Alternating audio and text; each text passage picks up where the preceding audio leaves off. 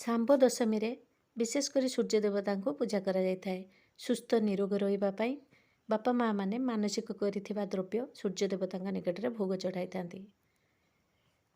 ନମସ୍କାର, ଆପଣ ସମସ୍ତେ ମୋ ଚ୍ୟାନେଲକୁ ସ୍ୱାଗତ। ଆଜି ମୁଁ ଶାମ୍ବ ଦଶମୀର ସ୍ପେଶାଲ ଘାଣ୍ଟ ତରକାରୀ ପ୍ରସ୍ତୁତ କରିବି। ଏଥିପାଇଁ ମୁଁ ବୋଇତାଳୁ, ପପେୟା, ଲାଉ, କଖାରୁ, ଗାଜର, ମୂଳା, ବିନ୍ସ, ଉଲକୋବି, ଫୁଲକୋବି, ବାଇଗଣ, ମାଟି ଆଳୁ, ପାଣି ସାରୁ ନେଇଛି। ଅଧା କପ୍ ମଟର ଛୁଇଁ ନେଇଛି। ଗୋଟେ କପ୍ କାବୁଲି ଚଣା, କଳା ଚଣା ଆଉ ମଟରକୁ ସିଝାଇ ନେଇଛି। କିଛି ନଡ଼ିଆ କୁଚା ଆଉ କୁରା ନଡ଼ିଆ ନେଇଛି। এই ଘାଣ୍ଟ ତରକାରୀ ଆମେ ଆରମ୍ଭ କରିବା। 2ଟି ବିଲାତି ନେଇଛି।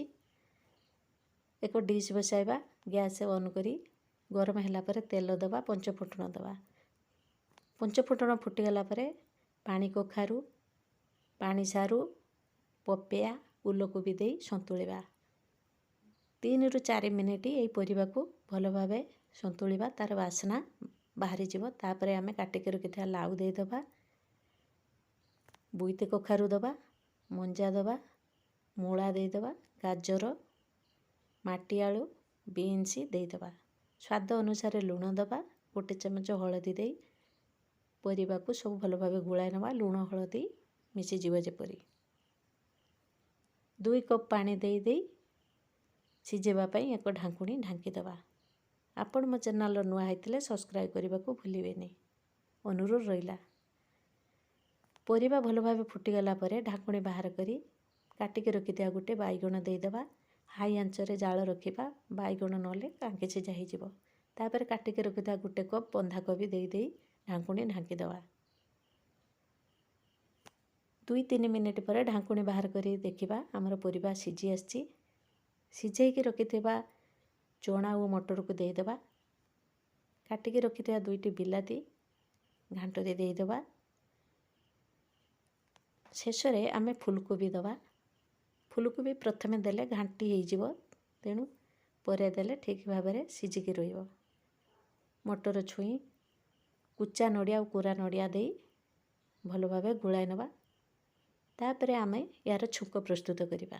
ଗ୍ୟାସ୍ରେ ପ୍ୟାନ୍ ବସାଇବା, ତେଲ ଦେଇଦେବା। ତେଲ ଗରମ ହେଲା ପରେ ପଞ୍ଚଫୁଟଣ 1 ଚାମଚ, ଜିରା 1 ଚାମଚ, 2ଟି ଶୁଖିଲା ଲଙ୍କା, 2ଟି ତେଜପତ୍ର, 1 ଚାମଚ ଅଦା କୋରା ଦେଇଦେବା। ତାକୁ ଭାଜି ହେଇଗଲା ପରେ 1 ଚାମଚ କାଶ୍ମୀର ଲାଲ ଗୁଣ୍ଡ ଦେଇ ଗୋଳାଇ ନେବା।